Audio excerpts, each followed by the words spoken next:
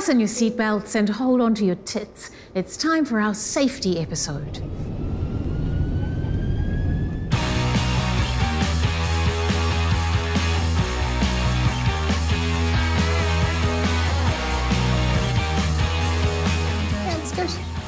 No one asked you if that's it. Not in the least. I look like a demon. Citizens of the internet, welcome to another episode of On the Rag. Do you feel safe right now? Well, until you asked. But what do we mean by safety? What does it mean? Well, I guess it means that you're not prey. That's kind of my bottom line. Yeah, sure. Moving around the world, being able to get from where I am to where I want to be without feeling like I'm prey. Hunted. Yeah. The onus should not be on us Yeah. to be protecting ourselves from so much violence and harassment. The onus should be on the people who do the harassing. Yeah. Exactly. And yet, here we are. So what did you learn about it growing up? Because I remember the stranger danger stuff and being told by my grandmother not to take lollies from men in cars. Yeah. Which gave me this image as a small person that men just drove around in cars with I lollies. expected to be offered lollies by so many more strangers than actually happened. There's part of me that's really fought against the idea that I have to not do things to avoid putting myself into that situation because I work at night and at the end of the gig I'll go, right, see you later, I'm off to my car. And so we'll walk you to your car. And I find that so infantilising. Like it's supposed to be good. But I always want to go, no, thank you. I'm Yeah. keys between my fingers. I'm packing. Yeah. Yeah. Yeah. Everybody's terrified of me. I'm frightened. The idea that I can't get from my workplace to my car by myself makes me feel like a two-year-old. Yeah, valid. When I'm with my female friends, it's always like you do the text me when you get home safe. And that whole ritual is just something that, to my understanding, does not exist for men. Me and my friends have our sharing locations on with each other at all times. Yeah. Drains your battery like a bitch. Yeah. But when I get hidden murdered, costs. they're gonna find my body like that. For most of us, there's not really any part of life where there isn't a very real risk to our mental or physical safety. There was that amazing tweet, did you see, a while back, a man did being like, there's no better time to walk and meditate and reflect and be mindful than when I'm walking home at night. And someone retweeted it and was just like, women have left the chat. Because I feel like that to me represents the pinnacle of like, if you could walk and just not be thinking about where you are and doing those million things and be thinking of yourself kind of like you say as prey, which is a really crazy mindset when you think that some people don't have that. Yeah. And they could just walk around and What a enjoy dream. the night sky. When I'm walking home at night, I walk in a very exaggerated man style so that no one driving up behind me thinks it's a woman walking on her own. That's great. Despite the large boobs and big ass, I do this. See a like- demo? Really? When you are in your space, in your private world, you're walking to work or whatever, people are like, it's not enough that your world is smaller than mine. I need to barge into your world by yelling something at you. Yeah. Yeah. Like, what kind of...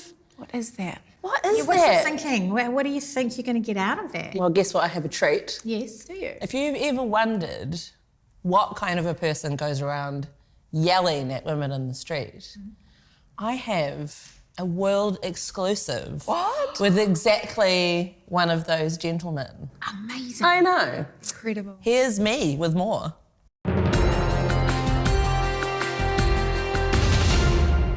Like Bob Geldof and Bono before him, Tony donates hours of his time to a truly selfless cause.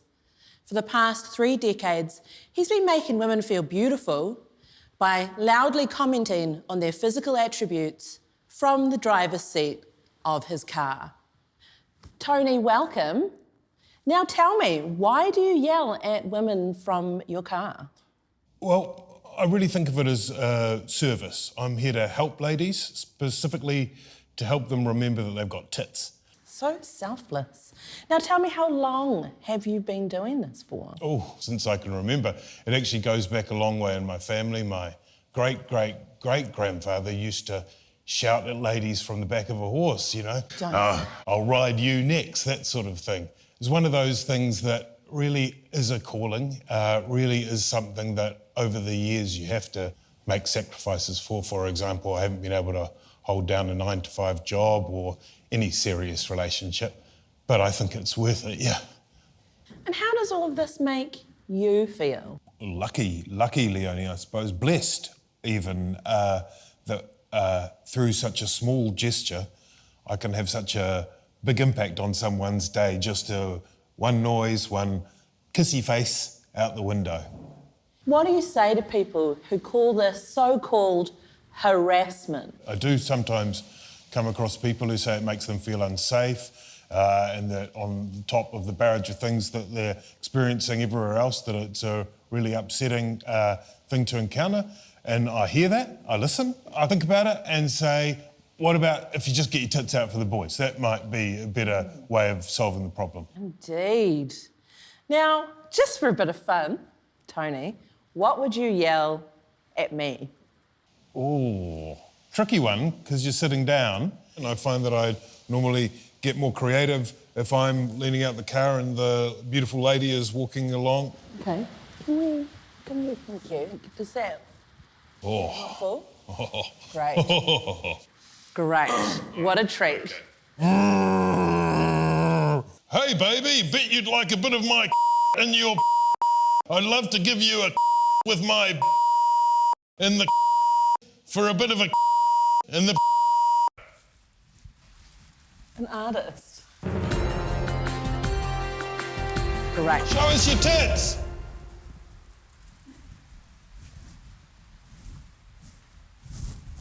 Fwah! Nice ass. That was real, no acting. Incredible.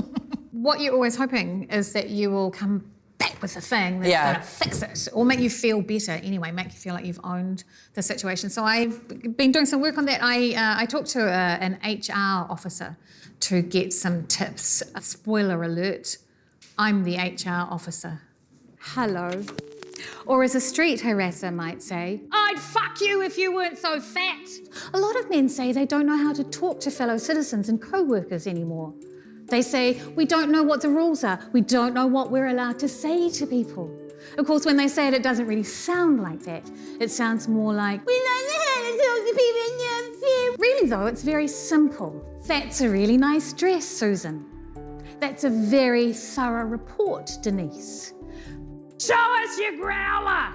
And the old salutation are not compliments. A compliment is a polite expression of praise or admiration, whereas asking to see someone's growler or rating their fuckability is unacceptable and inappropriate. Let's talk about touching. Now, in the workplace, the only appropriate place to touch someone, unless you're doing CPR, is here and here. Do watch out for the old dance floor crotch press. It's good to direct it at the place where the problem is coming from. No! Remember, it's not your job to stop the harassment. It's your job to name it and move on and find the words that move you from shock to power. Hey, baby! Charge your treatments.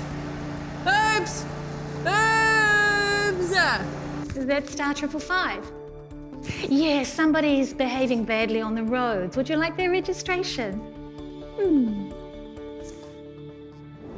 So, honestly. So good. Fantastic advice. I think the important thing is that you're not trying to fix it, right? You're just trying to make you feel better. 'Cause it's not your job to fix the world, it's your job to survive. Totally. Just yell no. No. At all of the offending body parts as they come towards you. Just yell anything, you know? Like, Yeah, totally. I once, someone yelled something at me on Queen Street and I panicked and just went, cool hat. It's kind of like a compliment. I like as well. it. And throw them. Yeah.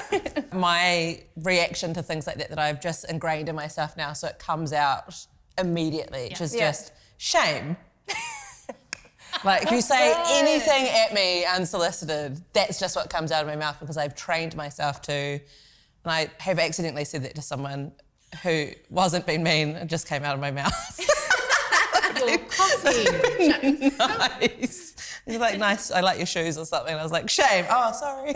Yeah. Oh, thank you. But what about when you're in physical danger and like someone's actually like up in your grill? You know, that's the tough one. Yeah. It is tricky. Something we've always wanted to do here on The Rag was host our own series of self-defence classes. Yes. But again, it's sort of difficult because you've got to weigh up, the onus isn't on women to have to know how to, you know, do the Miss Congeniality, remember to sing thing, you know, like all of that stuff. Yeah. Again, it's sort of placing responsibility on women and to a certain extent is sort of victim blamey. Yeah. So kind of balancing that tension, but at the same time, learning self-defence is incredibly empowering. Yeah. And if you could learn something that just helps you walk through the world with a little bit more confidence and strength, then why not? So Why not? Yeah. we've decided to invite to the studio today, or to our house of pain, I should say, Vivian Chandra. She is an honorary ragger, long-time listener, amazing woman, and she is a teacher with the Women's Self-Defence Network in New Zealand. So please welcome her to the studio. Yeah.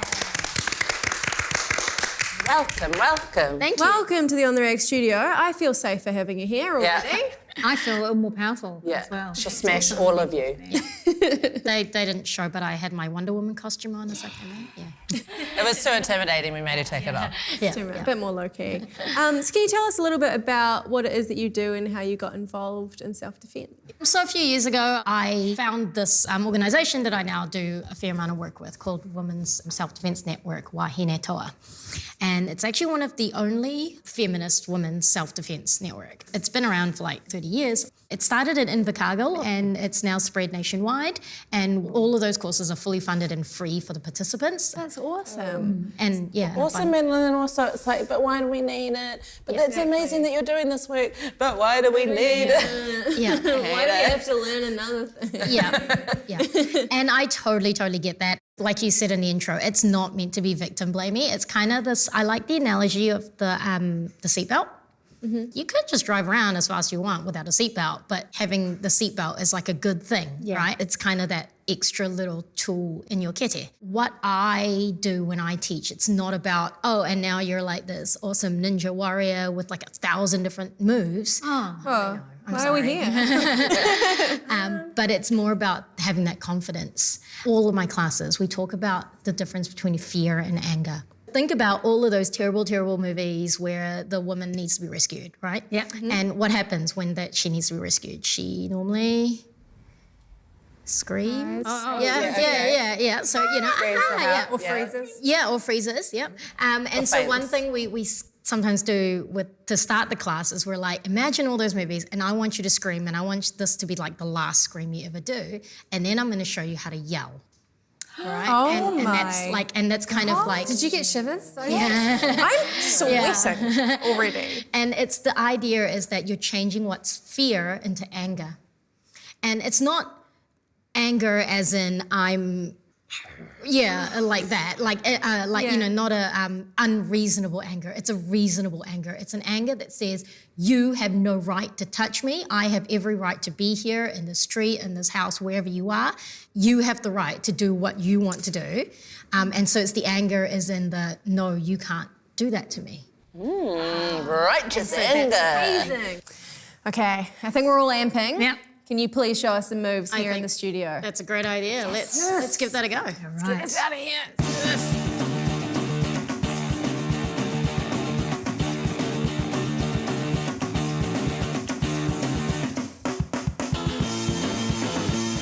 All right, so what's super important when we learn self-defense is to keep ourselves safe to begin with. If you've learned the safe way to do techniques, then you're not going to hurt yourself, which is the other really important thing, because if you hurt yourself, then you can't get away. Here in the studio, we're all friends, so we don't want to accidentally hurt our friends. And that's Definitely not.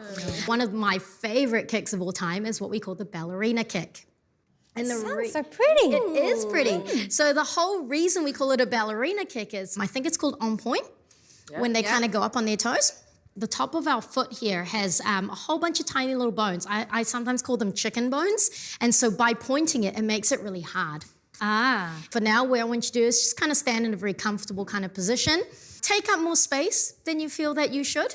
part of self-defense is kind of reclaiming that space. So you can take up as much space as you want. Me walking home late at night. Stash. Yeah. And what we're doing is we're pointing our toes and then we're kicking right up between their legs, right up into the testicles. Into the wishbone. And Yeah, with that chicken bone. And earlier we were talking about like turning that fear into anger and yelling. What I think would be fun to yell in this case is either nuts or raho. Yeah, Yes. raho is te reo Māori for that entire area. Yeah. Bad guys come right in front of you and you're like, no, back off. They're not backing off, and so you just go, nuts! I felt that in my nuts. Yeah. We'll do 5, all right? Okay. And 1. Okay, so what do we all forget? Yeah. Tahi. Hands. Rua. Too high. 3. Slenderman. 4. Nuts. Rima. Nuts. Nice. Well done. Feel strong. I do, Feel I powerful. feel better. Thank you so much, Vivian, for all right. gracing the On the Rag kitchen, which has now turned into... A dojo. Yeah. Yeah. Absolutely. If you want to know more about what Vivian does, about what the Women's Self-Defence Network does, go to wsdn.org.nz. And don't forget to check out other episodes of On the Rag and also our podcast On the Rag on spinoff.co.nz.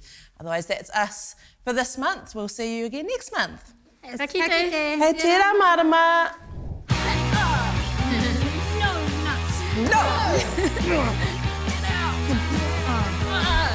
My right.